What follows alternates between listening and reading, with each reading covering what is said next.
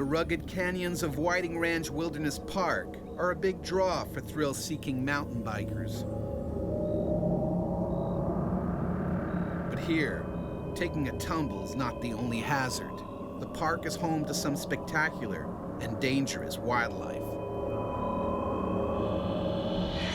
including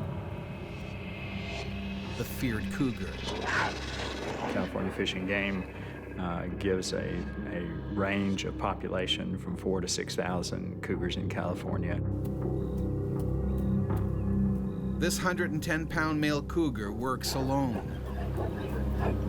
They're very good at being top predators and surviving in the landscape. Their quickness, their agility, their smoothness of movement, they're just good at that. The cougar has just taken a fresh kill.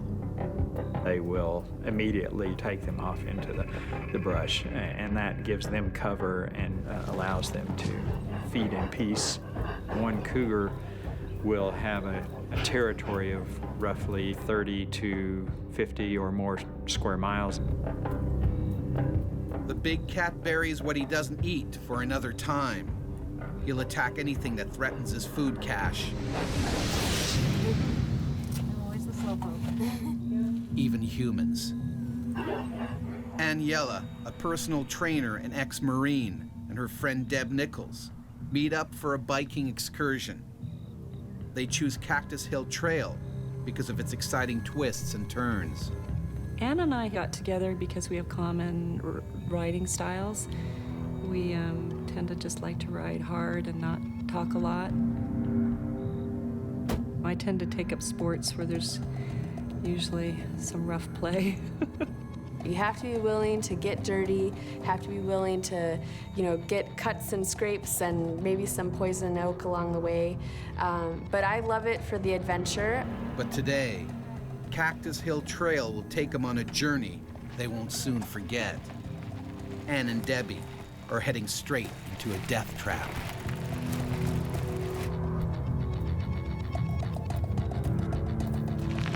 We were just kind of, coming into the downhill section. You're gonna finish the ride soon. All the climbing is done. And our goal was to make it out before it got dark. The cougar jealously guards its precious food.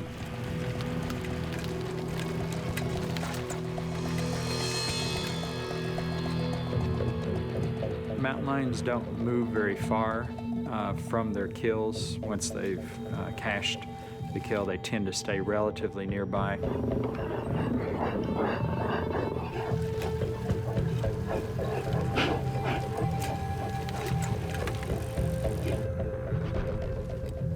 Just up the trail, another cyclist discovers an abandoned bicycle. Hello? He has no idea who it belongs to. As I was first turning down that trail, Cactus Trail, when I came around one of the blind corners, we actually saw a man standing with his bike and then the second bike with no person. And my instinct was that they had stopped and that his friend was going to the bathroom. So honestly, I didn't really take it very seriously. The cougar's heightened sense of hearing picks up the noisy cyclists. They're invading his territory.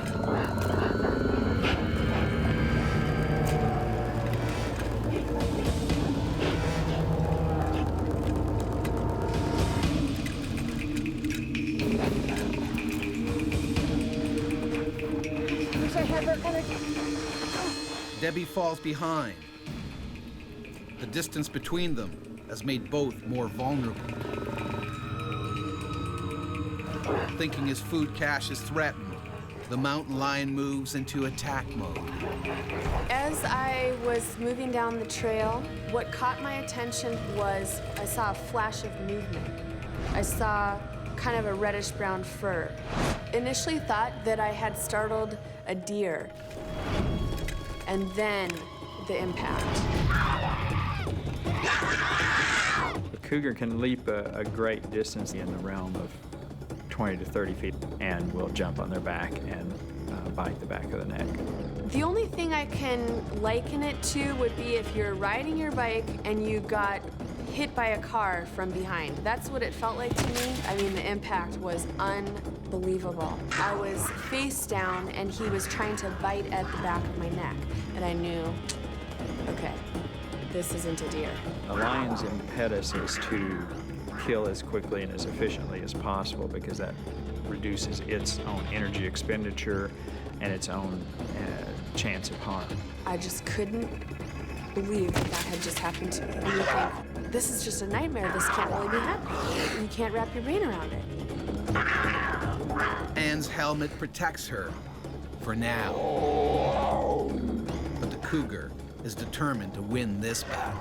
If they don't kill with the first bite, they may move their bite gradually around to the front of the throat and take the prey down by asphyxiation. You know, it was like nothing I've ever experienced before in my life. It was so completely overpowering. I could feel it actually hanging on to my shoulders. The lion's claws were dug into each of my shoulders, and he was trying to bite at the back of my neck. He was able to manipulate and move me around, release his grip and grab on again and just drag me. I could hear Anne's cry, screaming, and it sounded unusual. It sounded like a siren over and over, and then just within an instant, I came around the corner and saw the mountain lion. Debbie needs to think fast. In sheer desperation, she tries to scare the animal away.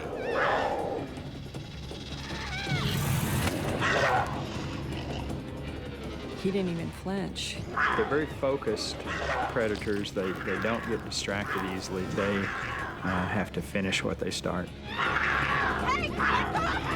Risking her own life, Debbie does the only thing she can think of.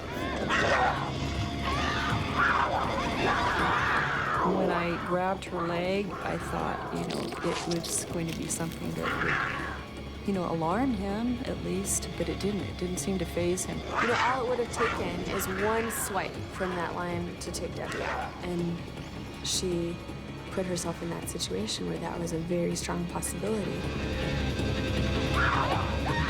And I, had a death grip on her calf area. I was just amazed at his strength. I just remember watching her face and watching her hanging onto my leg and screaming at the top of her lungs. Debbie's frantic attempts aren't working.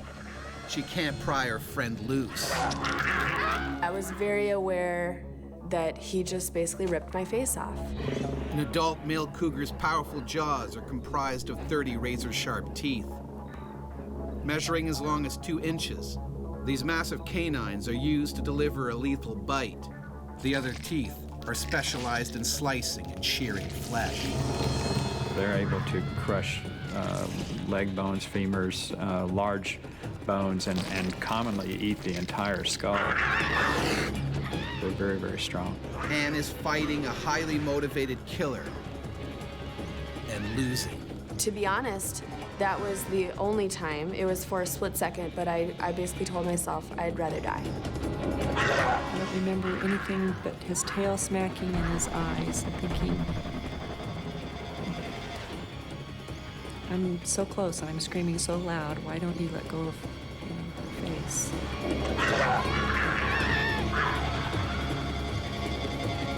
A group of cyclists up the trail hear Debbie's screams. They arrive with Anne's life hanging by a thread. I can't hold her much longer. I kept repeating that. I can't hold her much longer. One of the cyclists calls for help as the others join in the fight. But it's almost too late. The animal's large canines sink into Anne's throat. Once he locked down, things started to go black. I started kind of seeing stars. And I knew that was going to be the end. Aniela is now on the edge of death, and her friend is powerless to help.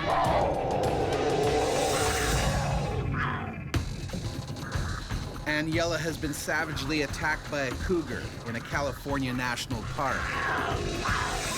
Her best friend and two passing cyclists struggle to save her before it's too late. Dear God, please give me the strength to hold on to her. He's eventually gonna let go. But the cougar is determined to finish the job. Their focus is intense, even to the point of ignoring a certain amount of negative stimuli, rocks and sticks and things like that. They're very focused, but they do recognize that they're getting hit, and at some point, they potentially will give up. One of the rocks finally hits its mark. The cougar relents and lets go. The attack may be over, but Anne's struggle to survive isn't. She needs medical attention urgently. Stay down. Stay down. Give me a short. When I came to, I was lying on my back at that point, and I felt as though I was drowning. And we realized that it was blood. Hang on. Debbie is also fearful the cougar may want to finish what he started. Hold her neck still. Immediately thought, I just want to get out of this area. I felt very uneasy that he probably hadn't left, but that, he was close by. They don't get rewarded by giving up easily. All of their evolutionary history dictates that once they start, they have to stick with it. The paramedics arrive at the scene, but they fear she may not make it to the hospital in time. My neck hurt so bad. Just every muscle was just torn. That's what it felt like. It was so painful to even try to lift my head an inch. And I just said to her, Anne, you're gonna make it. You're gonna be fine. It's gonna be okay. The cougar stays in the area, still protecting his food cache, while Anne is airlifted to the hospital. Surgeons tell Anne that the cougar's bites were millimeters away from ending her life. My plastic surgeon told me he found 40 bite wounds to my neck alone, and then I had obviously severe wounds to my face. It wasn't gonna be a quick fix. This is not like one surgery, I'm back to normal. And then I realized I'm not ever gonna be back to normal. Later that evening, park rangers locate the owner of the abandoned bicycle.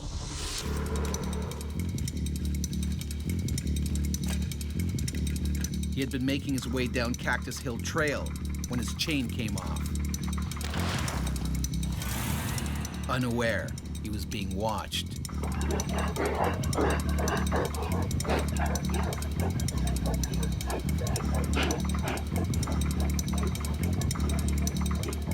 The animal struck with deadly force. The cougar likely snapped his victim's spinal cord in one bite.